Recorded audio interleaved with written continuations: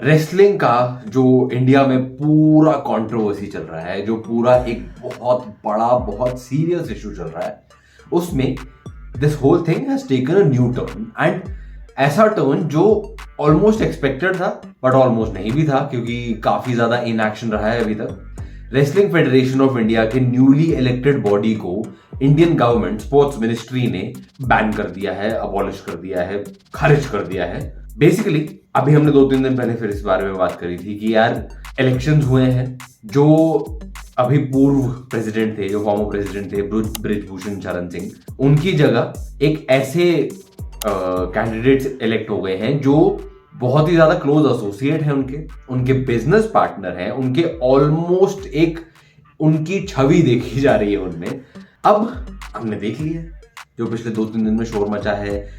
Bajrang Poonia India के one of the most decorated wrestlers, बहुत सारे कॉम्पिटिशन में, ओलंपिक, एशियन गेम्स, बहुत बड़े बड़े कॉम्पिटिशन में उन्होंने इंडिया का फ्लैग लहराया है, इंडिया के लिए मेडल्स लेकर आए हैं। वो उन्होंने अपना पद्मश्री तक लौटा दिया है इस चीज के प्रोटेस्ट में कि कैसे हम सेफ फील करें जब जिस आदमी के अगेंस्ट हम प्रोटेस्ट कर रहे थे उन्हीं के एक बहुत क्लोज एसोसिएट आ गए हैं वापस फेडरेशन में। नाउ आज की जो डेवलपमेंट है, आज का जो स्पोर्ट्स मिनिस्ट्री का एक ऑर्डर आया है कि ये वाला जो इलेक्टेड बॉडी है इसे हटाया जाएगा, इसको डिस्क्वालीफाई कर दिया जाएगा।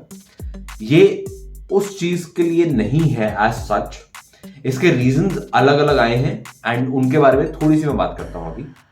पहला रीजन ये आया है कि अंडर 15 और अंडर 20 रेसलिंग नेशनल्स गोंडा में हो रहे हैं बिना इन रेसलर्स को एक्चुअली प्रॉपर टाइम दिए गए एंड बिना कोई प्रॉपर इंफॉर्मेशन दिए गए। नाउ हम सबको मालूम है गोंडा वही डिस्ट्रिक्ट है जहां से बृजभूषण शरण सिंह अपना वो वहां के एमपी है, अपनी एक स्ट्रॉन्ग उनका वहां बहुत ज्यादा होल्ड है। इमीडिएटली इलेक्ट होते ही ये डिसीजन अनाउंस करना कि गोंडा में होंगे ये अंडर 15 अंडर 20 अगले जो ट्रायल्स हैं इंडियन बच्चों के, वो इमीडिएटली एक गलत इंडिकेशन देता है obviously. And again sports ministry ने अभी तक नहीं बोला है कि नहीं इस वजह से है, अब उन्होंने सिर्फ ये बोला है कि नहीं इन्फॉर्मेशन नहीं दी गई है राइट अभी तक, और ढंग से इन्फॉर्म नहीं किया, ढंग से टाइम नहीं दिया रेसलर्स को प्रिपरेशन का, and that is violation. Okay, उसके अलावा एक और चीज आई है सामने जहां पे नई जो रेसलिंग फेडरेशन ऑफ इंडिया है वो उसी प्रेमिसेस में काम कर रही है जहां पे पुराने रेसलिंग फेडरेशन ऑफ इंडिया काम कर रही थी, एंड जहां पे इन टर्म्स ऑफ जो भी हैरेसमेंट चार्जेस थे बृजभूषण साहब के अगेंस्ट, वो लोकेशन, वो ऑफिस, एडमिनिस्ट्रेशन बिल्डिंग, सारा वो सब, वो उसके अंदर नेम्ड है चार्जेस में कि हाँ यहाँ पे इश्यूज हुए हैं, यहाँ पे अलग अलग इंसिडेंट हुए हैं। तो ये भी एक चीज की ऑब्जेक्शन ली गई है कि स्पोर्ट्स मिनिस्ट्री के द्वारा कि नहीं यार this is not okay. WFI के कॉन्स्टिट्यूशन के हिसाब से मैंडेटरी है इस बॉडी को अलग अलग ट्रायल्स कराना, अलग अलग टूर्नामेंट्स कराना, अलग अलग एज ग्रुप्स के बेस्ड ऑन एग्जीक्यूटिव कमिटी के डिसीजंस पे।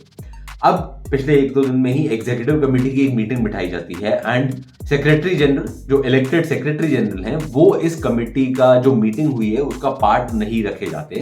That is also a blatant violation. Now बहुत सारे अलग अलग रीजंस आए हैं at this point in time. जो वर्ल्ड रेसलिंग फोरम है UWW, उन्होंने already wrestling federation of India को बैन कर रखा है पिछले कुछ महीनों से। इसके बारे में हमने एक वीडियो भी किया था, इसके बारे में हमने बात की थी इन डिटेल। ये कैसे अगेन ये बार बार हो रहा है, अलग अलग स्पोर्ट्स में हो रहा है, फुटबॉल, आपका बॉक्सिंग, रेसलिंग, हॉकी। इंडिया की फेडरेशंस को बहुत ज्यादा एक्सपीरियंस हो गया है ऑलरेडी अलग अलग वर्ल्ड फेडरेशन से बैन होने का, and wrestling federation of India को भी ये एक्सपीरियंस हो चुका है ऑलरेडी। अभी तक बैन चल रहे हैं। एक बहुत बड़ी कंडीशन थी इस बैन के लिफ्ट होने की कि आप इलेक्शंस कराइए, एक प्रॉपर बॉडी बिठाइए, एक प्रॉपर एडमिनिस्ट्रेशन बिठाइए। आपने इलेक्शंस कराए, आपने जो एडमिनिस्ट्रेशन बिठाई वो ऑलरेडी कंटेंशन में है, ऑलरेडी एक बहुत ही अजीब सा सिचुएशन है। उन इलेक्शंस के बाद आपने 2-3 दिन के अंदर ही उस बॉडी को अबॉलिश कर दिया है। नाउ सबसे बड़ा जो रीजन अभी तक अक्रॉस द वर्ल्ड अलग अलग स्पोर्टिंग फेडरेशंस के बैन होने का रहा है वो है गवर्नमेंट इन्वॉल्वमेंट। नाउ यहां पे भी अगर गवर्नमेंट को इन्वॉल्व होना पड़ रहा है फिर से इलेक्शंस के बाद, तो ये किस तरह का मैसेज छोड़ के जाता है अलग अलग लोगों के लिए, दुनिया के लिए, दुनिया की रेसलिंग जो हमें देख रही है अभी। क्योंकि हम कहीं ना कहीं पिछले कुछ टाइम में रेसलिंग में अच्छा कर रहे हैं, हमने अपना एक छाप छोड़ी है, पर इसी के साथ इतने सारे प्रॉब्लम्स हो रहे हैं, इतने सारे एडमिनिस्ट्रेशन प्रॉब्लम्स हो रहे हैं, तो जहां पे हम लोगों को लग रहा था कि यार अलग अलग स्पोर्ट्स में हमारी डेवलपमेंट हो रही है, वहां पे अगर ऐसी चीजें देखनी पड़ रही हैं तो क्या फायदा है इन सब चीजों का। एंड मैंने पिछले वीडियो में भी यही बोला था, मैं शुरू से बोलता आ रहा हूं, मैं किसी की साइड नहीं लेता, ना बृजभूषण शरण सिंह की, ना अभी रेसलर्स की, बिकॉज सब कुछ मैटर लीगल है, अभी सारा लीगल प्रोसीडिंग होनी बाकी है apparently. At the end of the day ये मैटर जितना लंबा खींचेगा, सबसे ज्यादा इंपैक्ट किस पे होगा?